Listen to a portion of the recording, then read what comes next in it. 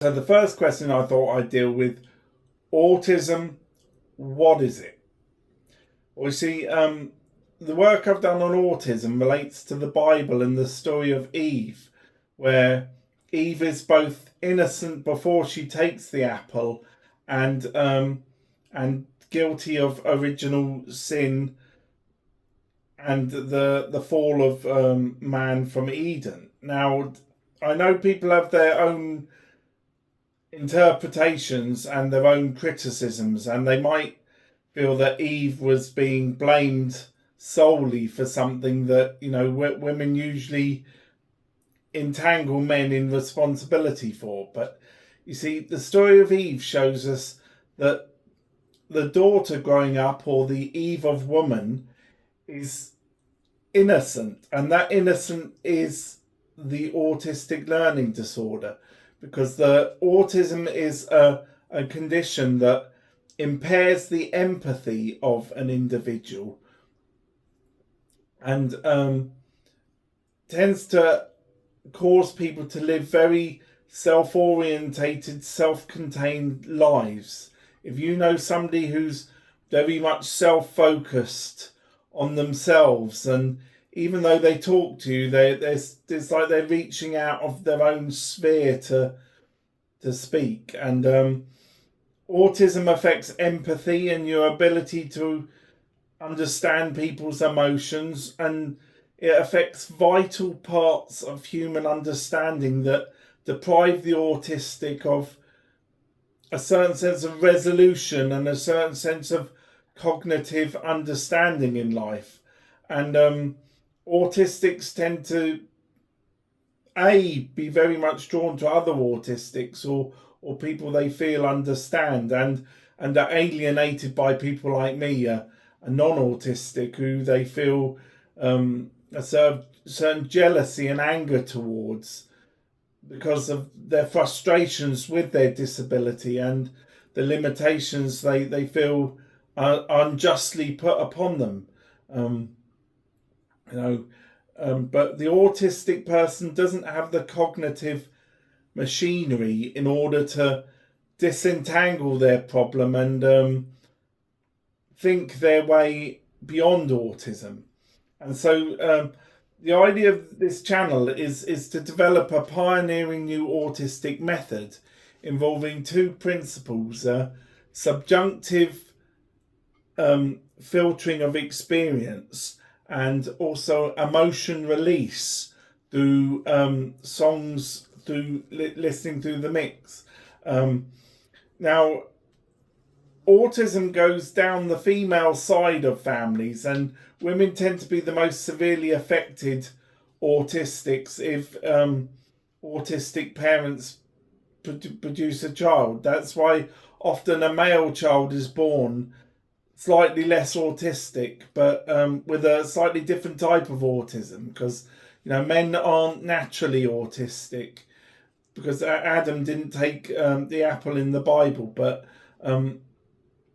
autism comes down the female side, and if it comes down the male side as well, genetically, then often nature tries to give the healthier child, and that's not always possible when you have two very very ill autistic parents. So you have conditions like catatonic autism, which is almost like a very severe developmental disorder, where somebody's whole senses and cognition is horrifically impaired on hospital wards. And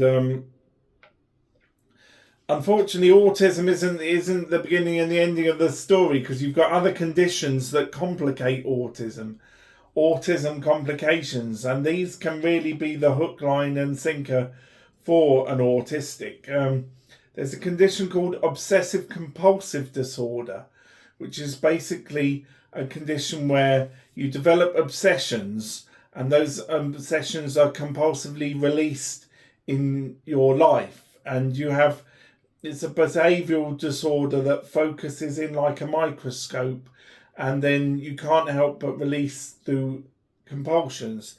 There's anxiety, and at its more severe ends, hysteria, or which is kind of like a nervous damage condition where you know, characterized by elation and obsessive terrible fear, and you know, can links in with like fear of going outside and getting trapped in a world of your own to a degree with with some terrifying fears that really do debilitate people's lives. I mean, my poor brother was affected severely. So, but then we have a further interesting condition: manic depression. Manic depression, you tend to be fluctuate from being Eeyore out of Winnie the Pooh to the Incredible Hulk, full of energy, and that's manic depression at its severe fluctuations, like a severe pendulum that increases in swing and severity.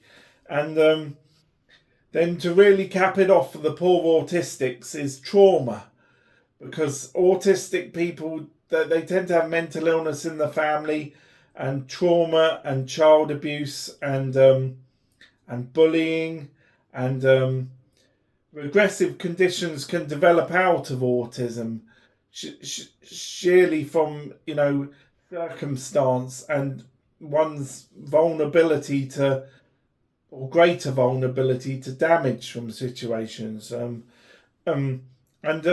under the radar to a certain degree is further cognitive based abilities, a further limitation in learning that affects many people in school. It's often diagnosed as dyslexia or even just overlooked and just looked at as laziness.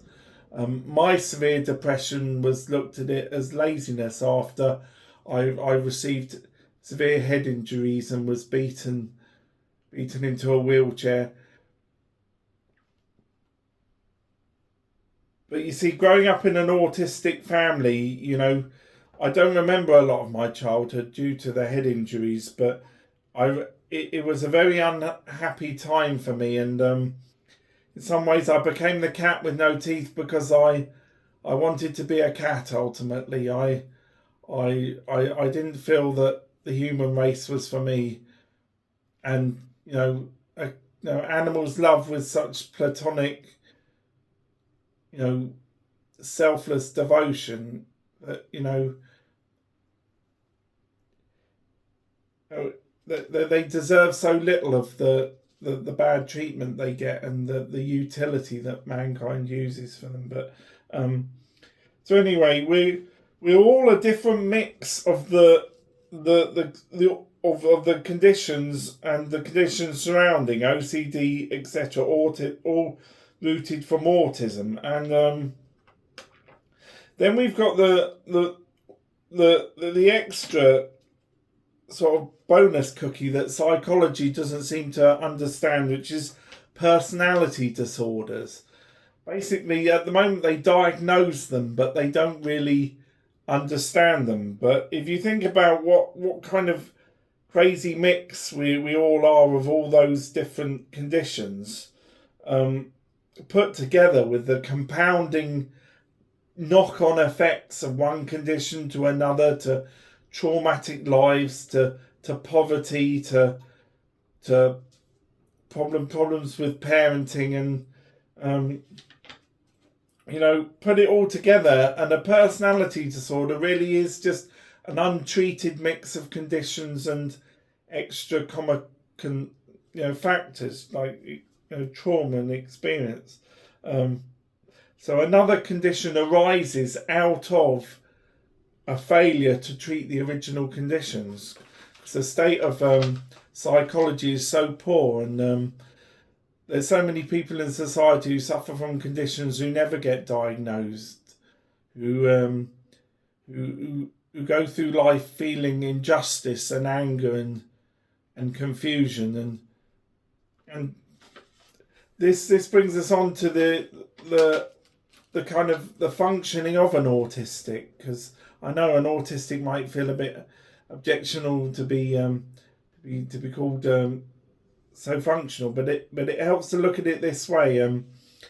Anger and learning disorders is a key factor, because um, when an autistic person doesn't grasp a situation due to their learning disorder, they find it a lot easier to get angry with confusion, and that anger release is unrestrained, because autistic people don't feel guilt in the way normal people feel. They can't empathize enough because they're too close to themselves. Imagine like a glass jar around you, and or everything that you try and release outwards becomes inwardly focused, and beyond that glass jar, you've no idea. It's like punching into the darkness. You can't detect the nature of responsibility and the what's really happening in a situation from the point of view of a victim. And so it's too easy to release anger, and things get pent up and confused. And autistics are a bit like the Australian fire service that release a plane full of water in one go on a fire. They release their anger from more than one person, more than one situation from their lives.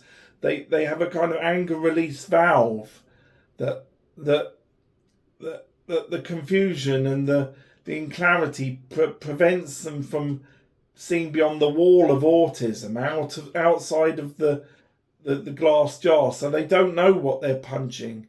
They can't sense what their anger is going towards, because it protects them. Because you see, if an autistic person feels guilty, they actually feel very narcissistically guilty. They take on too much guilt. It brings out a suicidal impulse in them, and they try and carry the too much guilt, because the autism, their failure to understand outside reflects on the inside. Therefore, autistics feel guiltier than they actually are, and the learning disorder kind of protects them, because they can't take on board, what's going on. So it's a strange condition. But you have a cumulative release of anger. Now, the answer I've come up with, after being around a lot of autistic people and losing my temper many times with autistic people, but having actually dealt with special needs teaching and counselling my brother with his autistic OCD condition. So the answer I came up with is the cat with no teeth. Now, it's a several pronged approach. The first thing I think is important, if autistic people are wanting to reach out for help, is that the way forwards is educational. Now, autistic people tended to get alienated at school, and when you had other learning disorders and mood disorders and so forth, they leave school at 15 or 16 or even younger, and they don't actually get the specialist teaching that they need. And in my opinion, they need to actually carry on learning for longer. They need to be confronting their condition with educational resources, because philosophy is a very powerful form of psychology that is the kind of mother subject of psychology, and a great deal of other subjects in the foundation of the university. So the fact that they stop learning at such a young age, I believe, causes greater damage, because they need longer time and they need better teaching. That's the thing. People who are more vulnerable, who live in poor communities with learning disorders, mental health conditions, they need a higher standard of education. They can't just get by like the comprehensive system does, just on a patchy approximation of teaching. They really need better teaching than other children, but they often, their parents are poor and they grow up in deprived areas, and it's their sense of injustice and unfairness becomes quite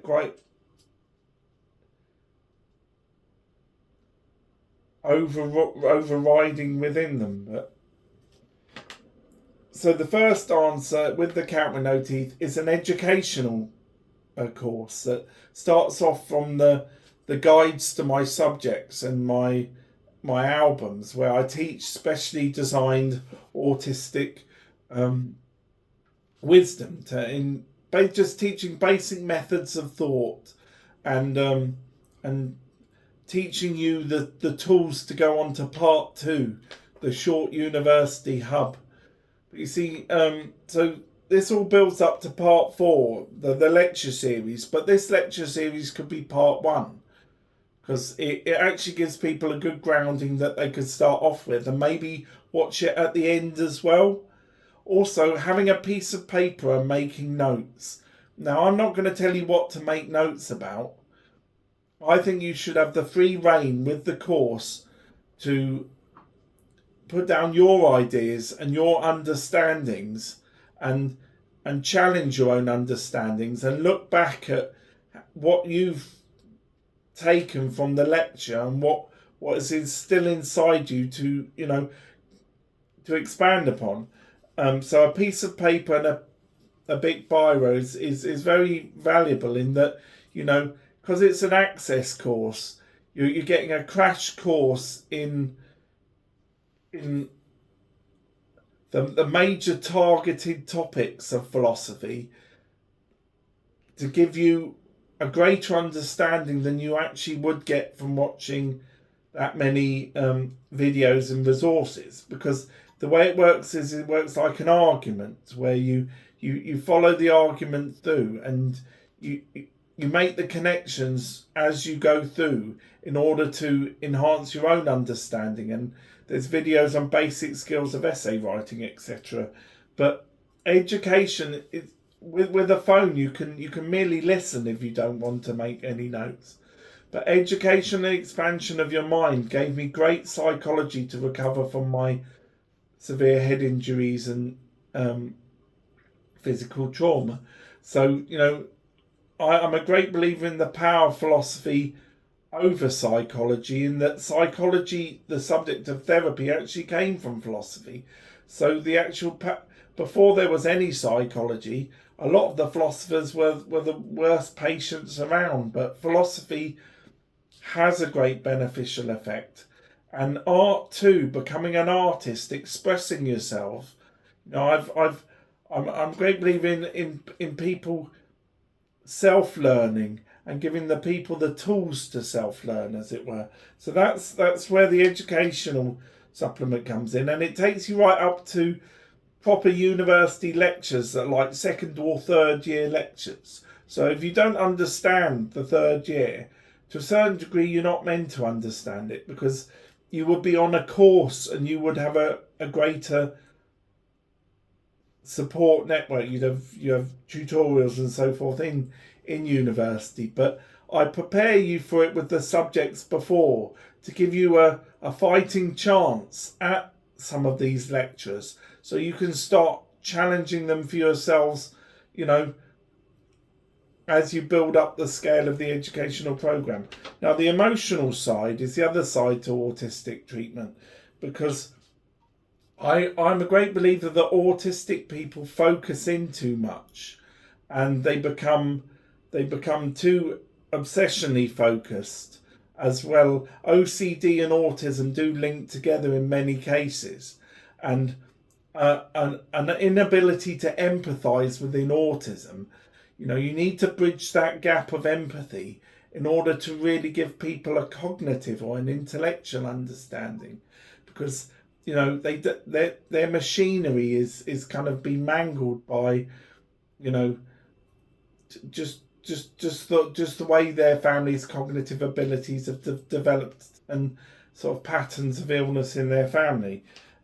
So they need to be stretched. And what I've developed is real life therapy, in that it uses a subjunctive method of breaking down the whole autistic hub into smaller parts and each video stretches you and takes you a different way, and you can start it anywhere on the hub, and not all of it is contrasting and dichotomous. There's both harmony and irony and comedy and lots of things to really break up the autistic behavior patterns and actually help an autistic start questioning for themselves.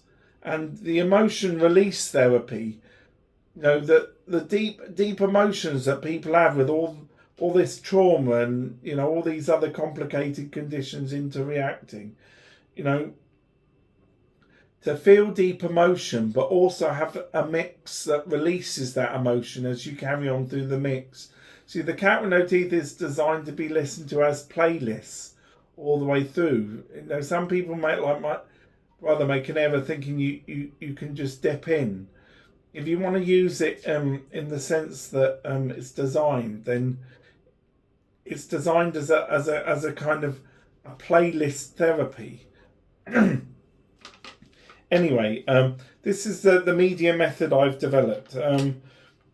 Therefore, autism is a very sad condition, and I've got a lot of sympathy for autistic people, even though I often get angry sometimes, as we all get angry in life.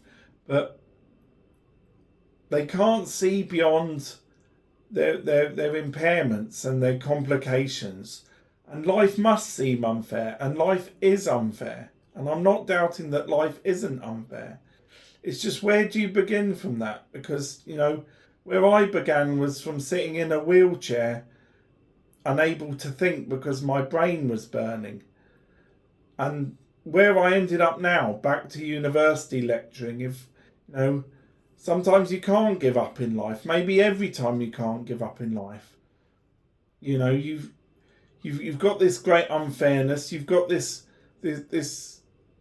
thing in life that seems to be always weighing you down. This thing that's holding you back in life, and it's easy to get too angry, and it's easy to think something's clear when it's confused, and but then again, in the real world, autistic people can do terrible harm, and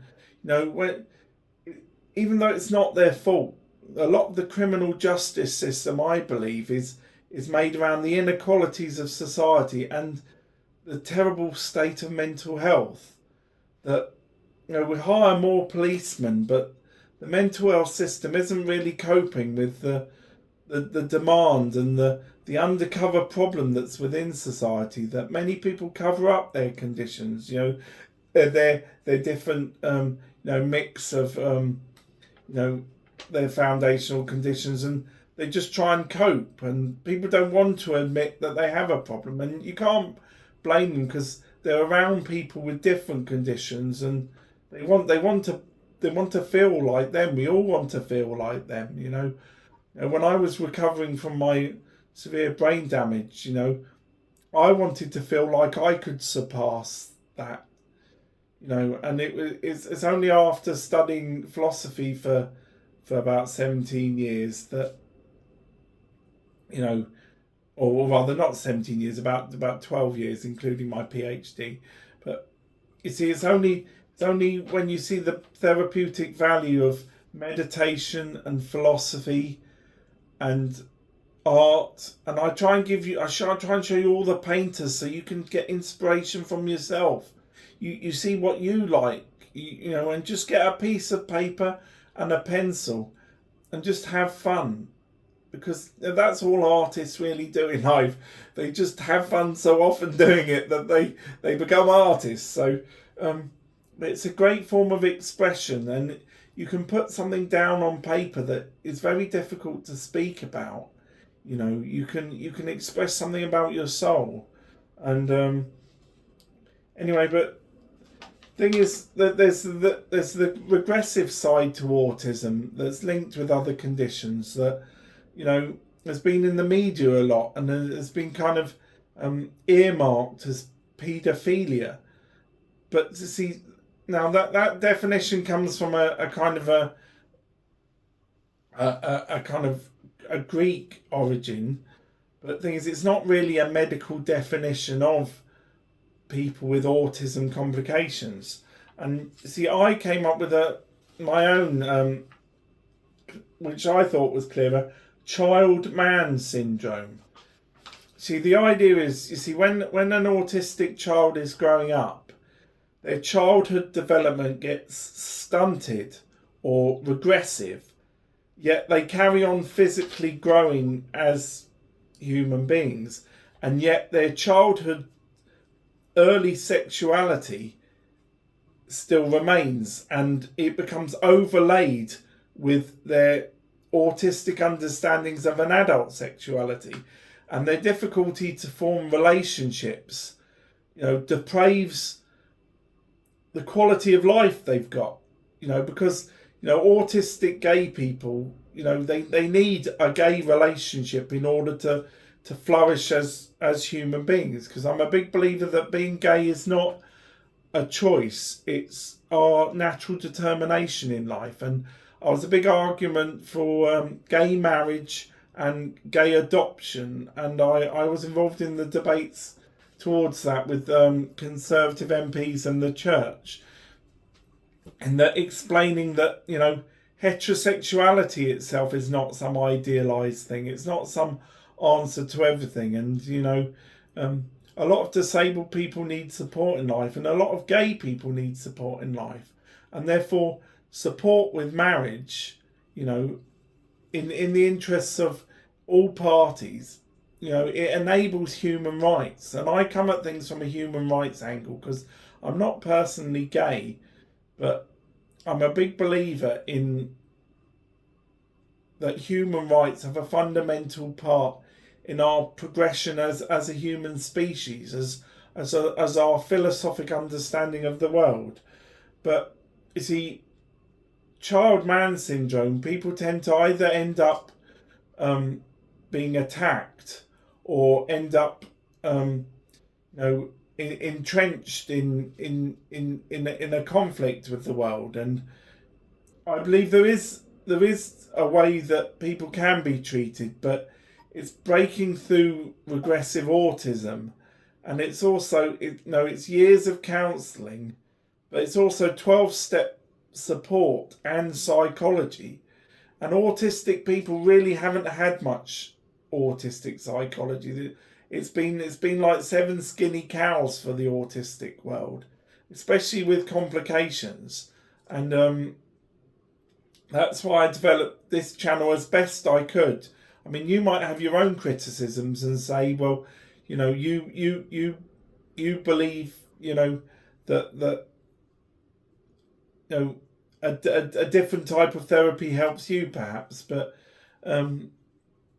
anyway, I just wanted to speak about it because, you see, I mean, there's a lot of fear and a lot of anger about mental health in society, but it really isn't being treated. And the hospitals are full. Half the people in hospital when I went in were severely ill, and the others, they really just needed different treatment. They didn't need to be there in the first place. But the iceberg of mental health in society, where people they're too afraid to come forward, and they don't think there's any help even if they do come forward. And that's why the use of CBD with the supervision of a doctor, and support with addiction and giving up smoking, also Narcanon and Alcoholics Anon, we're really trying to bridge a gap in society that's very sad. But it's encouraging that you can see this video, because you might know autistic people. My friend Dave only found out he was autistic when he was 56. He was lucky he didn't get his bus pass before he actually was diagnosed. And then his friend found out he was autistic, just because people don't have information about the disorder. They don't know that there's Autism UK.